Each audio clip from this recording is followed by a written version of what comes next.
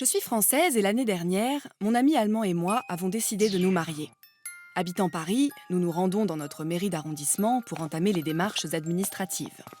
En digne voisin européen, nous sommes confiants. Un mariage franco-allemand, c'est quand même pas sorcier. Pourtant, en recevant la liste des documents à fournir, nous déchantons un peu. Mais ce n'est pas tout. Voici une deuxième liste avec les pièces complémentaires pour le futur époux étranger. Parmi elles, nous tombons sur une curieuse formule. Le futur époux doit fournir un certificat de capacité matrimoniale, un Ehefähigkeitszeugnis, en bon allemand. Pardon? Il faut qu'il prouve qu'il est capable de procréer? D'être un gentil mari? Mais non.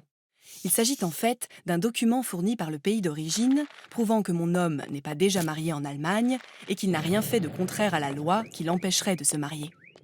Pour obtenir ce précieux certificat, nous devons nous rendre à l'ambassade d'Allemagne à Paris pour signer un formulaire de renseignement devant un agent consulaire.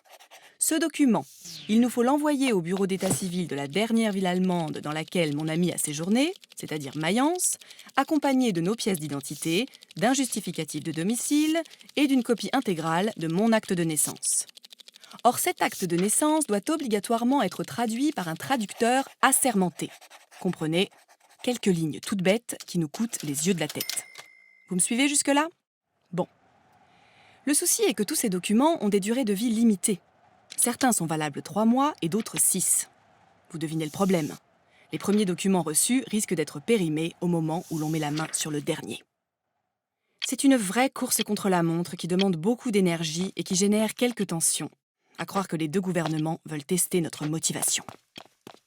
Qu'à cela ne tienne, notre amour résiste et nous parvenons à envoyer en Allemagne un dossier de pré-certificat complet.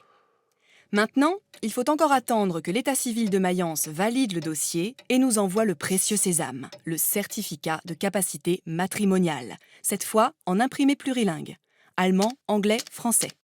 Enfin une bonne nouvelle, qui nous évite d'autres affres de traduction. Ce document, nous n'avons plus qu'à l'ajouter à notre dossier principal, qui fait déjà 5 cm d'épaisseur, et à transmettre le tout à notre mairie pour enfin pouvoir nous dire oui. Vous vous dites sûrement, quel casse-tête, typique de l'administration française. Eh bien, sachez que si nous avions voulu nous marier en Allemagne, la démarche aurait été sensiblement identique, la même convention ayant été adoptée par la plupart des pays d'Europe. Donc, si vous voulez épouser un confrère européen, croyez en mon expérience, il faudra vous armer d'une bonne dose de patience et de persévérance. En ce qui nous concerne, une chose est sûre, nous nous aimerons toute la vie. Pas question de divorcer, ça serait sûrement beaucoup trop compliqué.